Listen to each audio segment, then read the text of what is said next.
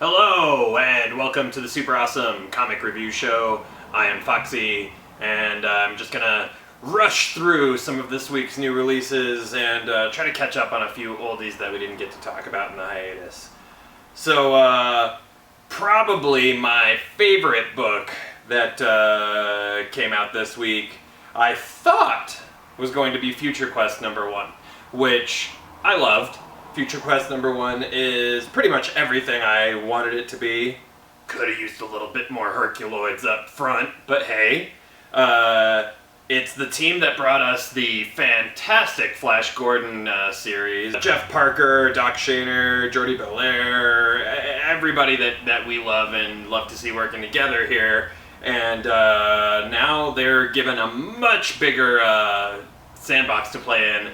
A new shared universe for the Hanna-Barbera Adventure series, including Johnny Quest, Birdman, Herculoid, Space Ghost.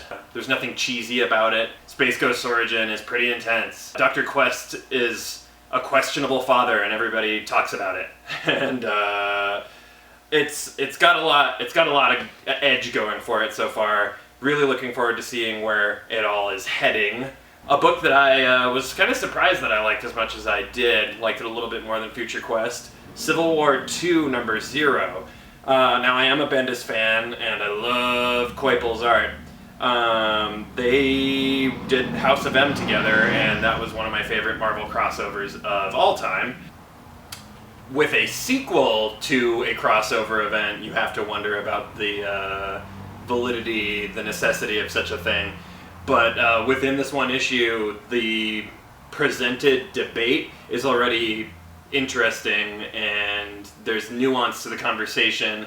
Bendis, always a fan of decompression and talking heads, so we get a lot of discussion here, a lot of setup. The idea is, if you can predict a crime before it happens with absolute certainty, should you prosecute the criminal before they've even, broken the law? So there's obviously room for debate on that. Can you really change the future even? What does that even mean? How can you combat such things? Also out this week, a new sci-fi comic original idea from William Gibson, and working with Butch Guice of all people. So that's pretty rad.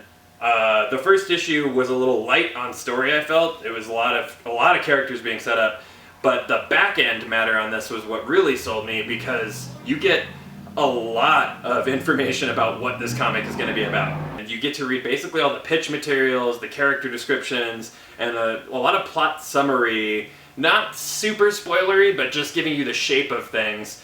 And look behind the curtain is always cool. You get a lot of pencils to inks to color comparisons. Lots of the process, lots of that pulling back the curtain, and that gives you enough to really know if this series is going to be worth your time or not. Also coming from IDW, Brutal Nature. What really drew me to this is Ariel Olivetti's art. It's always a pleasure to read something that Ariel Olivetti has illustrated, because it's just beautiful. This is some really lovely, second to none art. We've got a medicine man vigilante type character who uses these masks that when he puts them on, he can become these fierce warrior totemic animal things. And so far so good.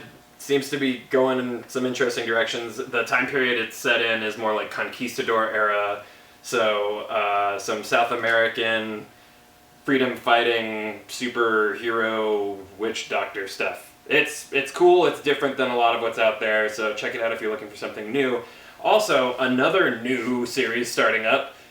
Gene Ha's May comic is finally coming out from Dark Horse, and if you were a Kickstarter supporter, you've already read this issue, because this is part of the original graphic novel May that came to Kickstarter supporters. But after it catches up, there will be new issues. I think it'll probably be the 3rd or 4th issue where it's new content for Kickstarter supporters. But hey, if you missed the Kickstarter, here's your chance to get on board. It's about Abby, whose sister May has been missing for 7 years, and they're adults now. They run into each other, and she's basically like, "Where have you been?" And May has nothing but fantastical stories to tell. Is it worth believing? Yeah. Very shortly after we hear the stories, we get to see some otherworldly creatures, confirming everything that we as readers obviously were on board with from the beginning. So I like that there's not a lot of hesitation in the setup, and the world sounds cool. Really looking forward to where this world can go over time. Also out this week, some really late comers from Archie Horror. We've got Chilling Adventures of Sabrina #5. Always ships late, but always delivers the goods. It's really gets under your skin kind of horror, real weird stuff in there. And then also super late, much later than Sabrina, Scarlet, issue #9. So issue #9 came quick on the heels of issue #8, which is great, but issue 8 and 9 both should have come out maybe 4 years ago, 3-4 years ago. So it's good to finally get the second arc of Scarlet wrapping up.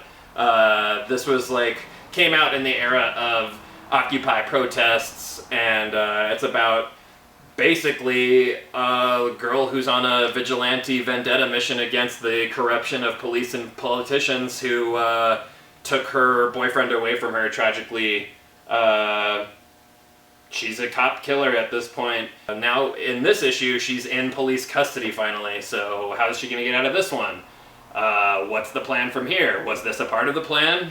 Read on to find out.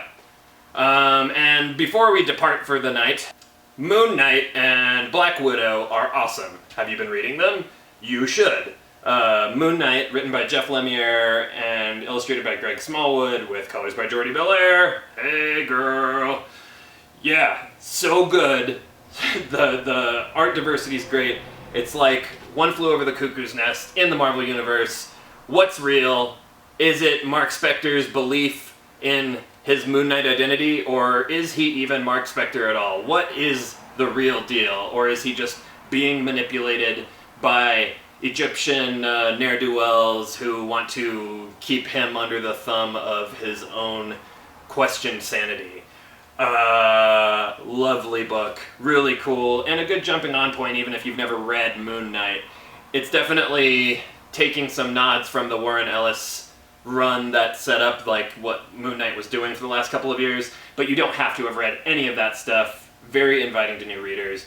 Jeff Lemire is doing a great job on this, like he is doing with Old Man Logan. Black Widow, that's quite an action-y book right there. Mark Waid, Chris Samney working together again with so much success. The first issue is like a Bond opener. You can hear the theme song playing. Natasha is on the run from S.H.I.E.L.D. Why? Who cares? Context be damned. We'll get to that in issue 2. But it's a non-stop thrill ride, and the art is gorgeous, and you really are going to enjoy this book, especially if you were a fan of their run on Daredevil, which ended right before Secret Wars, or if you just like a good, solid adventure story, noir story, espionage story. It's got it all. There's 3 issues out so far, and they've all been great. Hell of a series kickoff, and you'd be missing out for certain if you skipped this one. Last but not least, we've got special guests. In this segment, I will now discuss Talking Animal comics. These are my favorite things to discuss, for obvious reasons. And I've invited local creators and staffers here at Astro Zombies, Joseph Millard and Desmond Fox. Reveal yourselves to me. Hello. Oh, hey, Foxy. So guys, hey. I invited you onto the show this week because you've got some exciting news going on, right? Yes, we do. Yep. You want to tell me what's going on? Yeah, certainly. So we have been working on this project, Gorilla Bomb. Gorilla Bomb! For a while now. It was something that we've been just kind of doing in our spare time, and we're getting close to fruition. We're almost finished with the story as it stands, and we're looking to release it in a trade paperback. So you've already done 4 issues in single issue form. Yes. But you want to do 5 and 6 only exclusive to this trade paperback release. Exactly. The Wrestler meets Central City.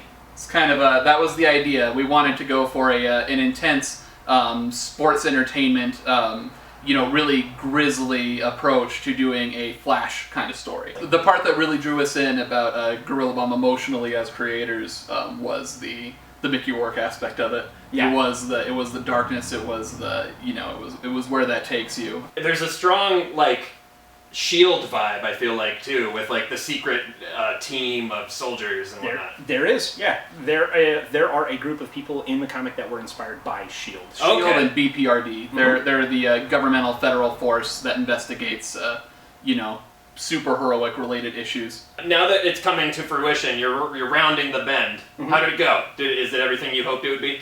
It took a long time, and it was all about learning to work together. Yeah. And we got to the point where we want to be, and I think that the graphic novel is going to show that off really strongly. Yes. It's the way that we want it to look, and it shows an evolution both in our style, both in the content, and just in general, us as people. We got to the place that we want to be as creators with it. Yeah. Here are the rewards. If you're willing to drop $10 on it, we'll give you a digital download of And- the whole graphic novel, and it's at $2 or more, we'll get you a digital download of issue 1. Oh, wow. So. Cool. Yep. You can pay us $20, and if you're local, you don't have to pay shipping. We'll mail it to you for an extra $5 so that we can buy a mailer and put, the stamps on it. Yeah. Or you can just pick it up at Astro Zombies. We'll have it on hold for you behind the registers when it comes out. If you want to throw in an extra $10, this guy right over here will create a sketch card for you. They'll be fairly small sketches. I mean, we're talking... Like a postcard or a trading around card? around a postcard-sized drawing.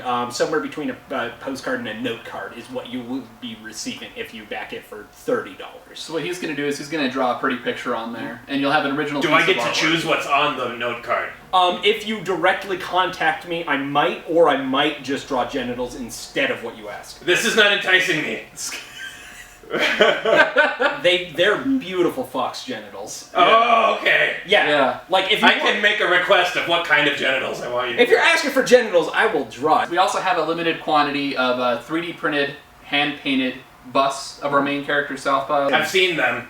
They look strongly like you, Joseph. Yeah. It's true. Yeah, we scanned his head. Is that why? We scanned me when I had my big beard and digitally, manipulated it so it looked more heroic and not like just a regular guy with a beard. We're also giving away full digital canvas prints of the original covers of Gorilla Bomb. I grew 2 very large beards during the making of this, and I shaved them, but I kept them in a bag. So for $500, you could be one of 2 very lucky people to receive one of my beards. Beard in a bag. If you're a witch, you can use Trademark. that to control my soul. Now we're talking. It's up for debate, I suppose, how lucky you are if you get a beard in a bag. It's all about if you're a Bruja or not. Any parting words, gentlemen? Okay, well, that's it, you guys. You should probably kickstart this if you like The Flash, or being sad, or exploding gorilla heads. Thanks, Foxy. Thanks, Foxy. No problem. We appreciate you. Well, that's it for this week, you guys. Be sure to check out the Gorilla Bomb Kickstarter, give a little support to those guys, toss them your shekels, and I'm gonna get out of here. Be a feminist.